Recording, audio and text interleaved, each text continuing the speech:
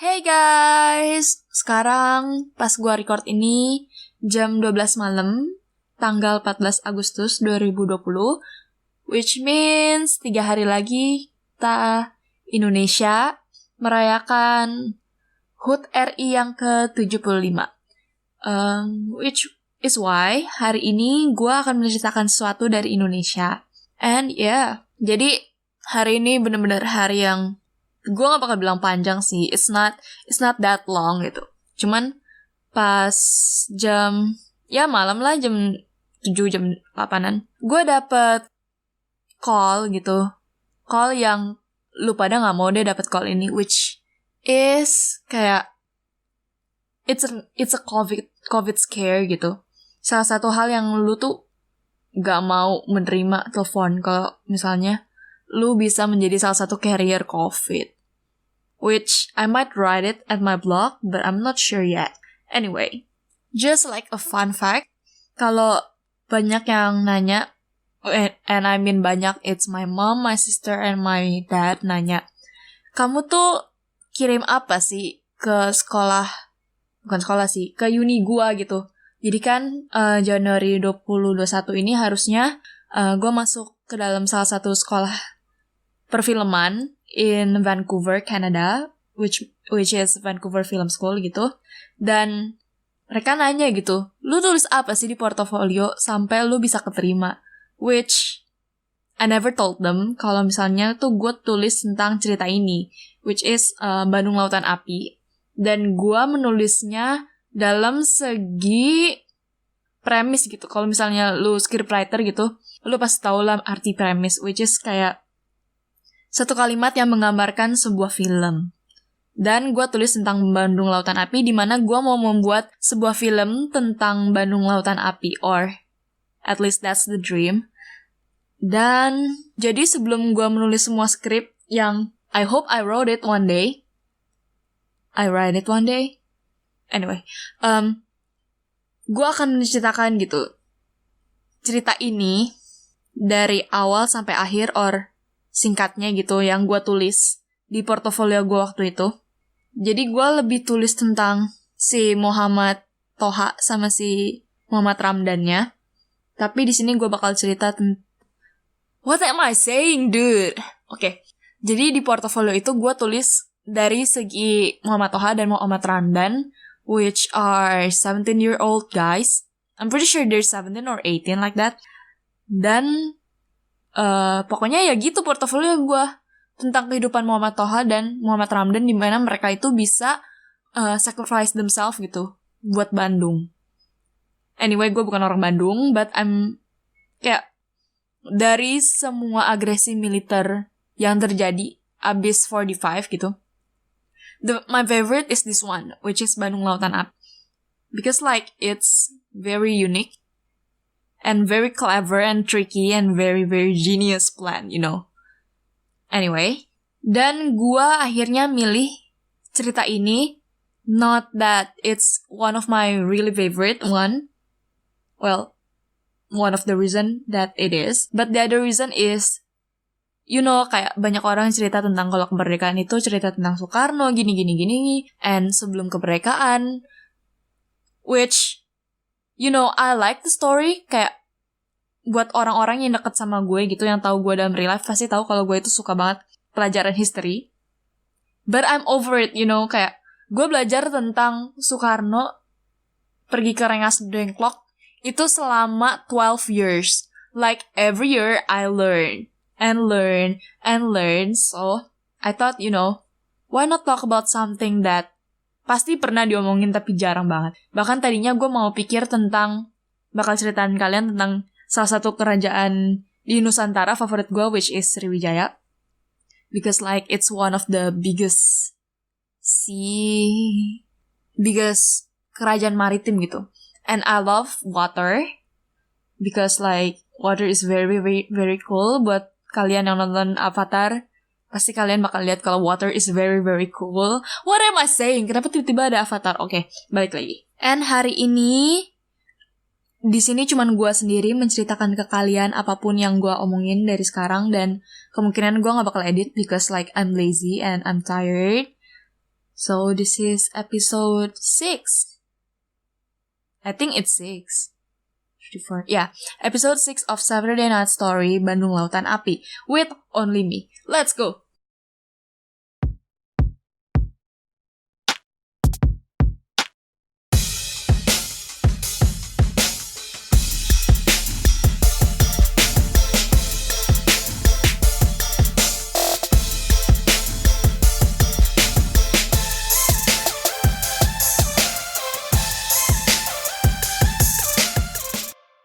Alright. I meant to say like back to the scene, but I said let's go instead. But let's start. Anyway, keren kan intronya? Pertama ya, pas gue denger intronya, bukan denger sih, kan gue bikin, basically itu gue bikin pakai GarageBand. Tapi gue tuh mengkhawatirkan kalau misalnya intro itu tuh punya suara yang sama dengan suatu website gitu. Terus basically gue cari di YouTube dong, intronya gimana website tuh, dan ternyata bukan. So, anyway, Bandung Lautan Api, let's go. Ini gue kayak, I told you what I basically read in Wikipedia Indonesia. Kalau di Wikipedia luar negeri, Wikipedia English, it's not that complete. And yes, I've seen it because like, kalau gue harus nulis portfolio, which means gue harus research, and yes, I've done it. Anyway, ini dari Wikipedia doang Indonesia gitu. Jadi gak begitu komplit, tapi it's very good story, Oke. Istilah Bandung Lautan Api menjadi istilah yang terkenal setelah peristiwa pembumi hanguskan oleh Jenderal A.H. Nasution. Adalah Jenderal TNI yang dalam pertemuan di Rajenswijk, sekarang Jalan Dewi Sartika, setelah kembali dari pertemuannya dengan Sultan Syahrir di Jakarta, memutuskan strategi yang akan dilakukan terhadap kota Bandung setelah menerima ultimatum Inggris tersebut. Mari kita bikin Bandung Selatan menjadi lautan api, yang dia sebut lautan api tetapi sebenarnya lautan air. A.H. Nasution 1 Mei 1997. There's another one, which is basically like, istilah Bandung Lautan Api muncul di Harian Suara Merdeka tanggal 26 Maret 1946. Seorang wartawan muda saat itu yaitu Aje Bastaman. How to read ATJE? Aje Bastaman. I think TJ is C, right? Bastaman menyaksikan pemandangan pembakaran Bandung dari Bukit Gunung Letik di sekitar Pamengpeuk, Garut. Dari puncak itu, dia melihat Bandung yang merah dari Cicadas sampai dengan Cimindi. Setelah tiba di Tasikmalaya, I can fucking like read and anyway, setelah tiba di Tasikmalaya, ia dengan bersemangat segera menulis berita dengan memberi judul Bandung jadi Lautan Api. Namun karena kurangnya ruang untuk tulisan judulnya, maka judul berita diperpendek menjadi Bandung Lautan Api. I should have said that like at the end, tapi ya, nggak apa-apa lah ya. Anyway, latar belakang dari Bandung Lautan Api. Pasukan Inggris, bagian dari Brigade MacDonald, tiba di Bandung pada tanggal 12 Oktober 1945. Kan, mungkin kalian yang lihat gitu, bukan lihat, denger guru sejarah ngomong di kelas setiap hari selama kayak 12 tahun gitu. Kalian pasti pernah denger istilah, kalau misalnya, bukan denger istilah sih, jadi kayak, sebenarnya tuh kita merdeka 17 Agustus 1945. And yes, that is right. Kayak some country mengakui kalau Indonesia itu merdeka, tapi ada beberapa negara yang mengakui, yang saat itu belum mengakui kalau Indonesia itu merdeka.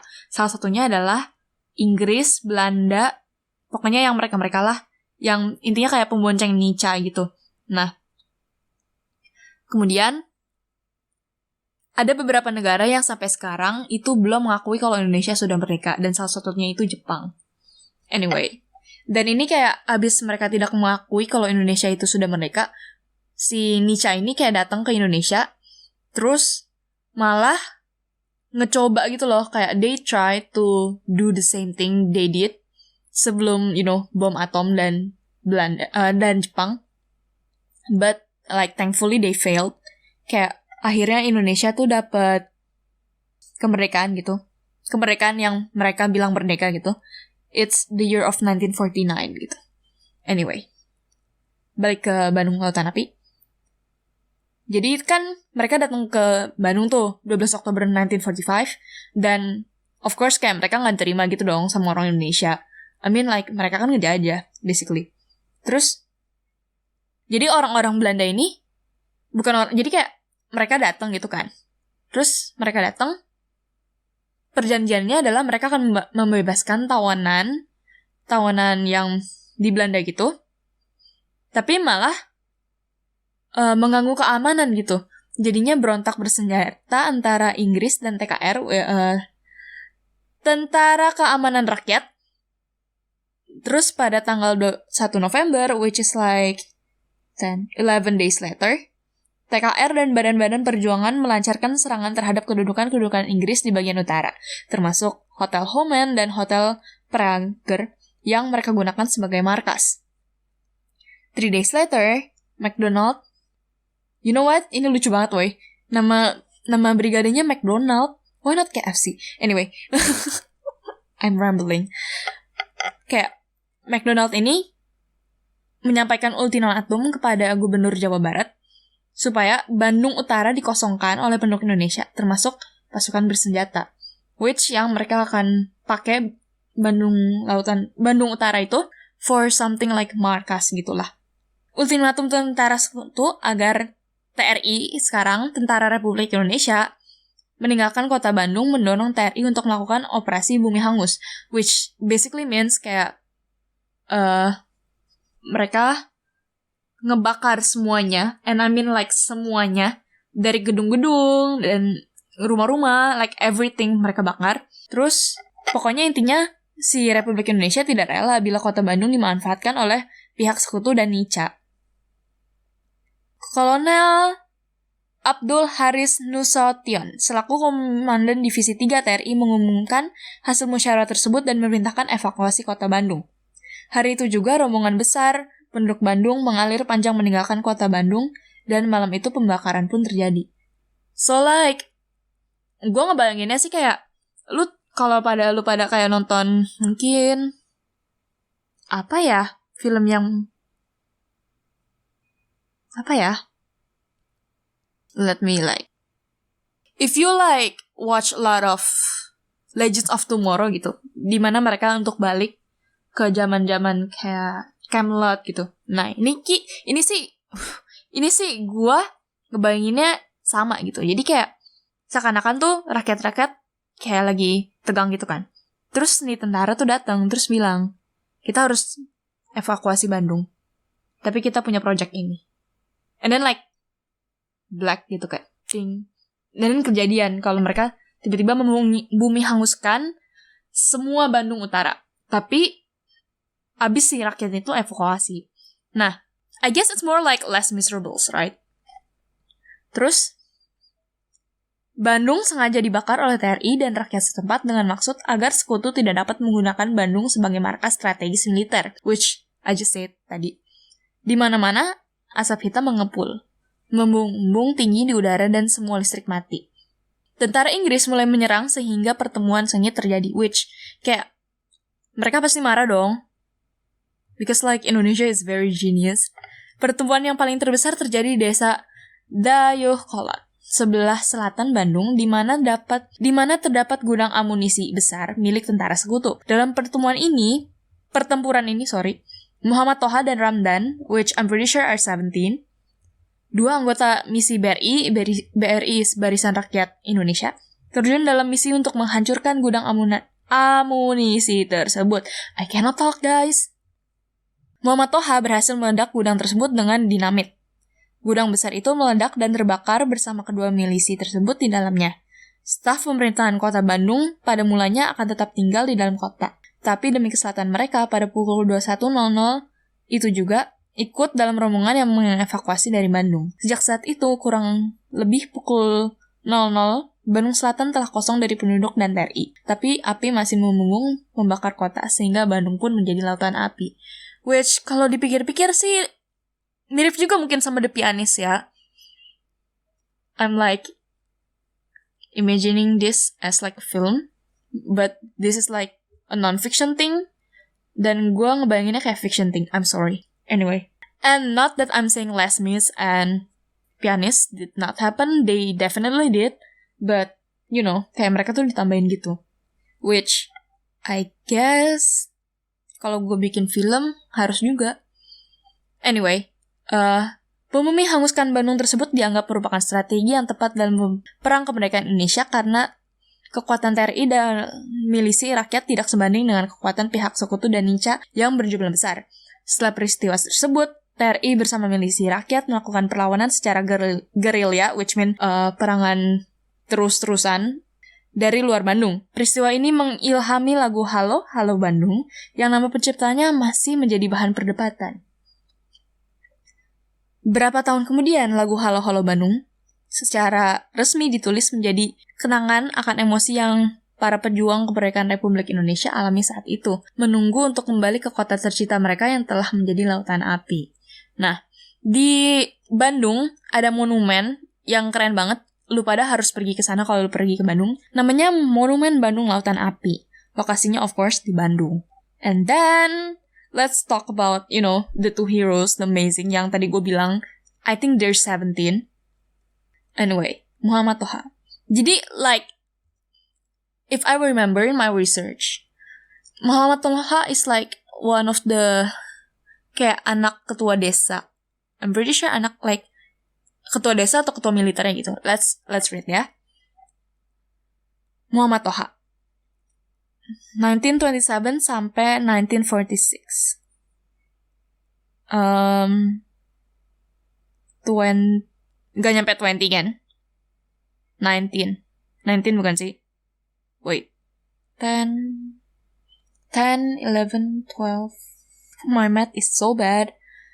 Okay, kalau... Yeah, 19. He's 19. Or 18.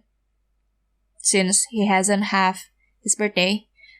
And kayak dia baru menjadi sebuah komandan Barisan Rakyat Indonesia, BRI, selama 1 year dari 1945 sampai 1946. Ayahnya bernama Suganda dan ibunya berasal dari Kedung Halak Bogor Utara Bogor, bernama Naria. Toha menjadi anak yatim ketika pada tahun 1929 ayahnya meninggal dunia. Ibu Naria kemudian menikah kembali dengan Sugandi, adik ayah Toha. Is that like a thing? Like, kalau misalnya your husband died pada saat itu, then you have to marry the little brother?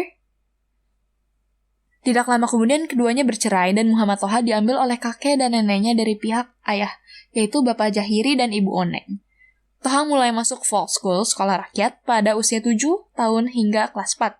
Sekolah terhenti ketika Perang Dunia pecah. Oke, bla bla bla bla bla bla bla bla bla.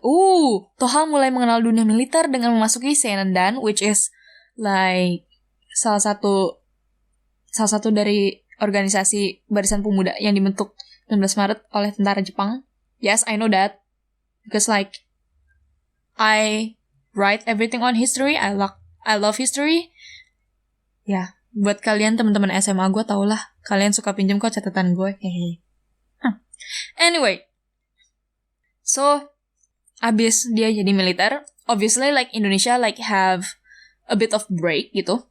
Dia membantu kakeknya di Biro Sunda, kemudian bekerja di bengkel motor di Cikudapate. Terus Toha belajar menjadi montir mobil dan bekerja di bengkel kendaraan militer Jepang. Sehingga ia juga mampu bercakap bahasa Jepang. Nice.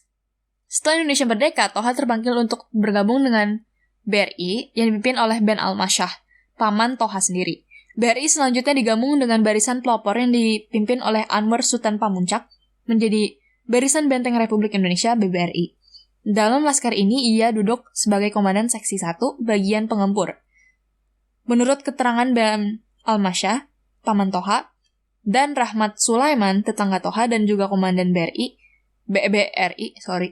pemuda Toha adalah seorang pemuda yang cerdas, patuh kepada orang tua, memiliki disiplin yang kuat serta disukai oleh teman-temannya. Pada tahun 1945 itu, Toha digambarkan sebagai pemuda pemberani dengan tinggi 1,65, bermuka lonjong dengan pancaran mata yang tajam. You know, I'm like curious kayak where do they find this info, you know? 165 is very accurate, you know. Anyway, setelah penandangan perjanjian Jepang, wait. Oke, so tanggal 11 Juli 1946, Toha terlibat dalam suatu penyerangan ke gudang musuh sekutu di Dayeuhkolot beserta pejuang dari kelompok Hizbullah. Dalam jalan operasi, Toha tertembak, dan agar tidak membebani rekannya menggunakan granat untuk meledakkan dirinya berserta menggunakan granat untuk meledakkan dirinya berserta gudang mesiu tersebut. So like I'm pretty sure kayak ketua dia is his uncle, dan dia akhirnya meledakkan diri sendiri. Dan kayak gue pernah baca di mana gitu kalau si kakeknya Toha itu like one of the tanda kutip powerful people gitu saat itu, kayak leader gitulah saat itu. Dan dia meledakkan diri sendiri bersama temennya, which is Muhammad Ramdan. Dan Muhammad Toha ini ternyata ya, I'm pretty sure pas gue baca ini, gue kayaknya nggak nyampe, kayak I'm pretty sure mereka nggak tulis gitu kalau Toha itu tertembak, terus biar tidak membebani rekannya, dia gunakan granat. I'm pretty sure like kalau di otak gue waktu itu, kalau gue tulis di portofolio, dia dan si Ramdan ini ngambil granat terus lari ke dalam gudang, terus akhirnya meledakkan diri sendiri gitu. Kalau di otak gue sih begitu, tapi ternyata enggak. I need to research more, man. Kayak gue kira tuh yang kayak mereka kayak in a way it's more like Wonder Woman, kalau misalnya kayak agak ending sih yang mereka kayak sneak inside gitu. I know like I'm talking like bahasa film, but kayak gue berusaha untuk mendeskripsi film-film yang kira-kira kalian juga nonton, not baca. Anyway, let's go to Muhammad Ramdan, shall we? Yes, we shall. Muhammad Ramdan. Halaman ini belum dibuat. Oh no. Elah, guys. Buat kalian yang super historian, tolong tulis tentang Muhammad Ramdan. Thank you.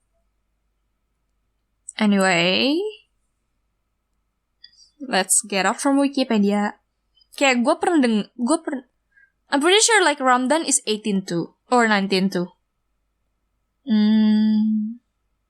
Ya itulah, I guess that's it yang bisa gue bacain ke kalian dari Wikipedia Bandung Lautan Api. I'm sorry. This is like a historian lesson buat kalian yang masih SMA dan mungkin kayak malas buka buku dan lihat-lihat ada apa.